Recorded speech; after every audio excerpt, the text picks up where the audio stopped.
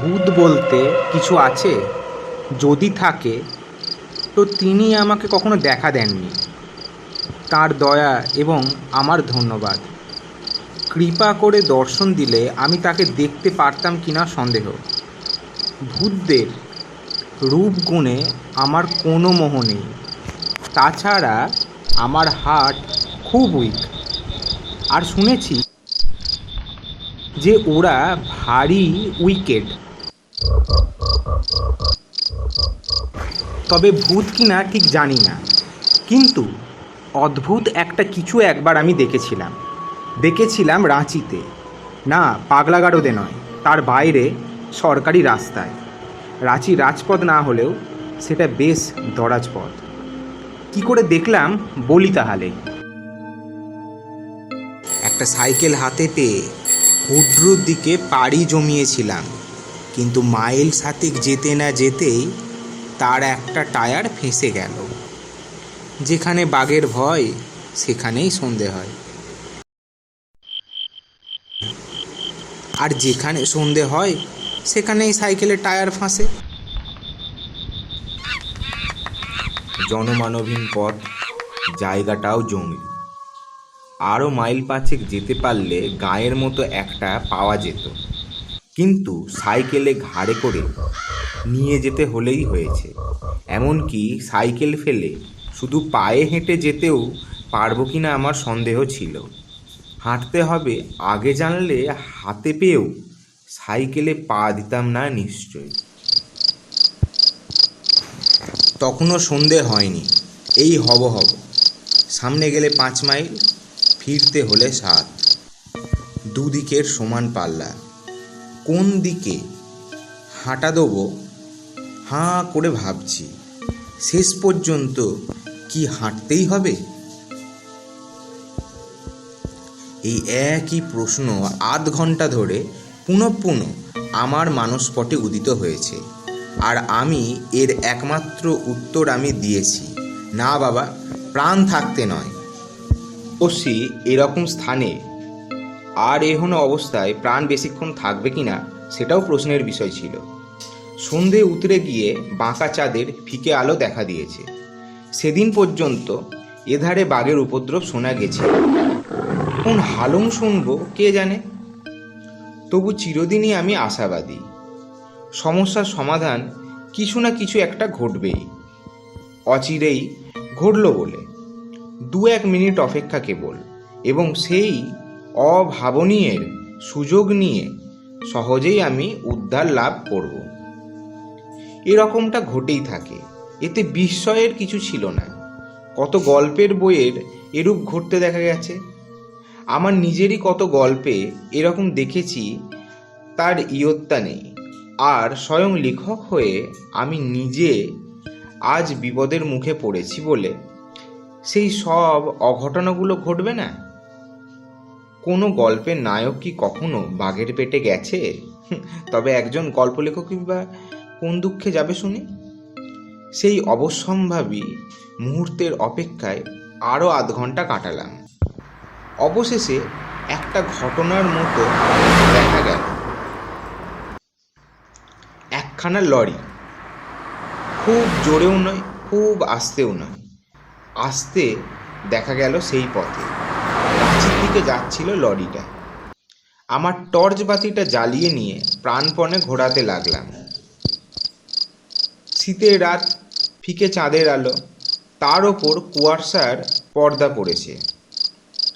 এই ঘোরালো আবহাওয়ার মধ্যে আমার আলোর ঘূর্ণিপাক লরির ড্রাইভারের দেখতে পেলে হয়। লরিটা এসে পৌঁছালো, এলো একেবারে সামনাসামনি। মুহূর্তের জন্যই এলো, কিছু মুহূর্তের জন্য থামলো না। যেমন এলো তেমনি চলে গেল নিজের আবেগে। রাস্তার বাঁক ঘুরে অদৃশ্য হয়ে গেল মুহূর্তের মধ্যে। অনর্থক কেবল টর্চটাকে আর নিজেকে টর্চার করার আলোর আন্দোলন করতে গিয়ে হাত ব্যথা হয়ে গেছিল।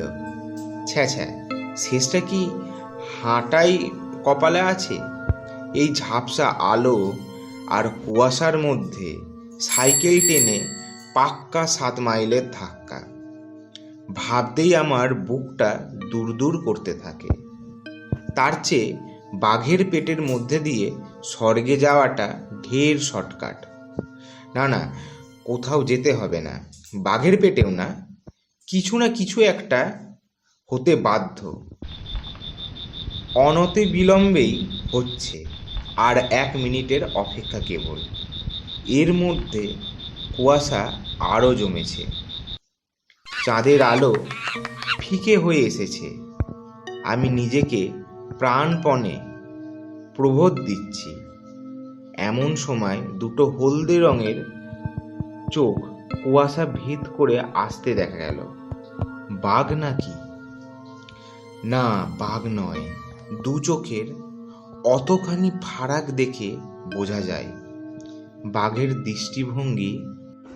দৃষ্টিভঙ্গি ওরকম উদার হতে পারে না।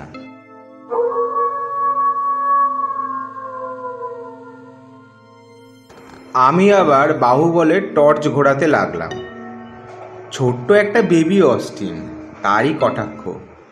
আস্তে আস্তে আসছিল গাড়িটা, এত আস্তে যে মানুষের পা চালালে বোধহয় ওর থেকে জোরে চলতে পারে। আস্তে আস্তে গাড়িটা আমার সামনে এসে পড়ল। আমি হাঁকলাম, এই, কিন্তু গাড়িটা থামবার কোনো লক্ষণ নেই। তেমনই মন্থর গতিতে গড়িয়ে চলতে লাগলো গাড়িটা। আমার পাশ কাটিয়ে যাবার দুর্লক্ষণ থেকে আমি মরিয়া হয়ে উঠলাম। না, আর দেরি করা চলে না, এক্ষুনি একটা কিছু করে ফেলা চাই। এসপার ওসপার যা হোক, গাড়ি মালিকের না হয় ভদ্রতা রক্ষা করার প্রয়োজন নেই, কিন্তু আমাকে তো আত্মরক্ষা করতে হবে। অগত্যা আগায়মান গাড়ির গায়ে গিয়ে পড়লাম। দরজার হ্যান্ডেল ঘুরিয়ে ঢুকে পড়লাম ভেতরে। চলন্ত গাড়িতে ওঠা সহজ নয়, নিরাপদও নয়, কিন্তু কি করব? 1 মিনিটও সময় নষ্ট করার ছিল না। এই হয়তো সশরীরে রাস্তা ফেরার শেষ সুযোগ। সাইকেলটা রাস্তার ধারে ধরাশায়ী হয়ে থাকলো। ভাগ্যে কি করা যাবে? নিতান্তই যদি রাতে বাঘের পেটে না যায়, আজ সকালে উদ্ধার করা যাবে। সাইকেলের মালিককে আগামীকাল এক সময়ে জানালেই হবে। বেশি বলতে হবে না, খবর দেয়া মাত্র তিনি নিজেই এসে নিয়ে যাবেন। ছোট্ট গাড়ির মধ্যে যতটা আরাম করে বসা যায় বসেছি। বসে ড্রাইভারকে লক্ষ্য করে বলতে গেছি, আমায় লালপুরার মোড়টায় নামিয়ে দেবেন, তাহলেই হবে। ডাক্তার যদুগোপালের বাড়ির। বলতে বলতে আমার গলার স্বর উবে গেল। বক্তব্যের বাকিটা উচ্চারিত হলো না। আমি হাঁ করে তাকিয়ে থাকলাম। আমার 2 চোখ ঠিকরে বেরিয়ে আসতে চাইল। আমার শার্টের কলারটা মনে হলো যেন আমার গলার 4 ধারে চেপে বসেছে। হাত তুলে যে গলার কাছটা আলগা করব সে ক্ষমতা নেই, আঙুলগুলো অবধি অবশ। সেই শীতের রাত্রে সব গায়ে আমার ঘাম দিয়েছে। যেখানটায় ড্রাইভার থাকবার কথা সেখানে কেউ নেই, একদম ফাঁকা। আমি তাকিয়ে দেখলাম জিভ আমার টাকরায় আটকে ছিল। কয়েক মিনিট বাদে সেখান থেকে নামলে বাক শক্তি ফিরে পেলাম। ভূত ছাড়া কিছু না, আপনা থেকেই আমার মুখ দিয়ে বেরিয়ে এলো। আমার কথায় ভূত যেন কর্ণপাত করলো তা মনে হলো না। ড্রাইভার নেই এবং গাড়ির ইঞ্জিনও চলছিল না, তবু গাড়ি চলছিল এবং ঠিক পথ ধরেই চলছিল।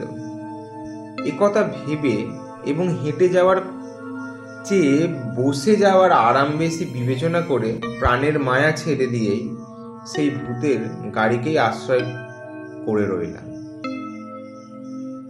আলস্যের সঙ্গে আমি কোনোদিন পারি না। আমার অলস্যই জয়ী হলো চেষ্টা। ঘন্টা 2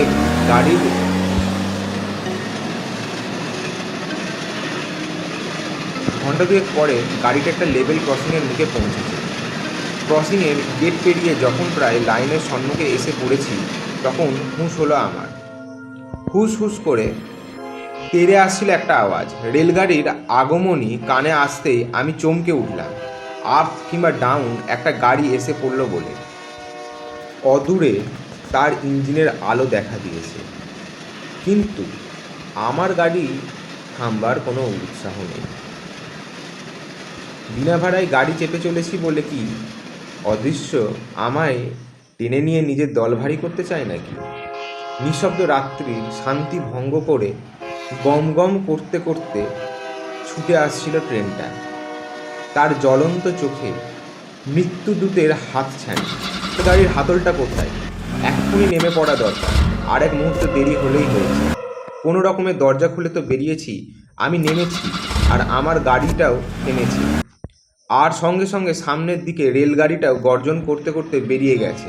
কয়েক মুহূর্তের জন্য আমার সম্বিত ছিল না। হুস হুস করে ট্রেনটা চলে যাবার পর আমার হুঁশ হলো। না, মারা যায়নি। হুঁশিয়ার হয়ে দেখলাম জলজ্যান্ত রয়েছি এবং মোটর গাড়িটা চুরমার হয়নি। আমার পাশেই ছবির মতো দাঁড়িয়ে। আমার এবং মোটর গাড়িটাকে একটা চূড়ান্ত রহস্য মনে হচ্ছে। এমন সময় চোখে চশমা লাগানো একটা লোক বেরিয়ে এলো মোটরের পেছন থেকে। আমাকে একটু সাহায্য করবেন? এগিয়ে এসে বললেন ভদ্রলোক। দয়া করে গাড়িটা একটু ঠেলে দেন। 8 মাইল দূরে গাড়িটার কল বিগড়েছে, সেখান থেকে একলাই এই ঠেলতে ঠেলতে আসছি। সারা পথে একজনকেও পেলাম না, যে আমার সঙ্গে হাত লাগাবে সেরকম কাউকেই পেলাম না।